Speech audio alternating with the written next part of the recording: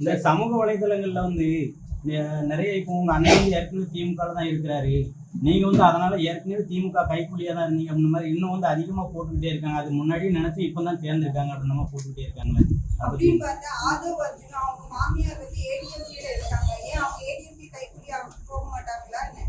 அதே மாதிரி நீங்க அதெல்லாம் விடுங்க. தூத்துக்குடி மாவட்டத்துல எஸ்கேஆர் சாமுவேல் ராஜ் அவரை மாவட்ட செயலாளர் நியமிச்சிருக்கீங்க.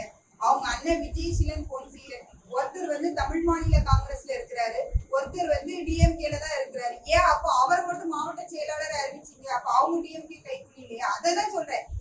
இந்த கட்சிக்கு இணையறதுக்கு முன்னாடி வரைக்கும் என்ன டிஎம்கே கைக்கூலின்னு சொன்னாங்கன்னா அதுக்கு ஒரு ஆதாரத்தை எனக்கு சொல்லுங்க. இந்த காரணத்தினாலதான் இவங்களை டிஎம்கே கைக்கூலின்னு சொல்லணும் அப்படிங்கறது சமூக வலைத்தளங்களே வெளியிட சொல்லுங்க. இதனால இவங்களோட தொடர்புல இருந்தாங்க, அதனால இவங்க டிஎம்கே கைக்கூலி. நான் அதுதான் ஓப்பனாவே அப்பவே சொல்லிட்டேன். இது டிஎம்கே கைக்கூலிங்கிறது என் சொந்த சகோதரர்கிட்ட இந்த இடத்துல நிக்கிறாங்க. நான் 2 வருஷமா பேசலங்க. என் வீட்டுக்கு 2 வருஷமா நான் போகல. ஏன்னா கட்சியே நான் முழு மூச்சியா நான் வந்து இருந்து நான் கட்சிக்காண்டி பாடுபட்டேன்.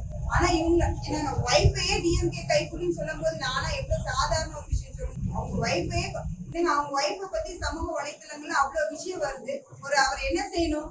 இது என்னோட பர்சனல். இதை நீங்க வெளியே சமூக வலைத்தளங்கள்ல பேசாதீங்கன்னு சொன்னா அவங்க பேசாம இருந்த போறாங்க. உங்க தொண்டர்கள் தானே பேசுறாங்க, உங்க ஐடி விங்ல உள்ளவங்க தானே பேசுறாங்க. இது என்னோட பர்சனல்.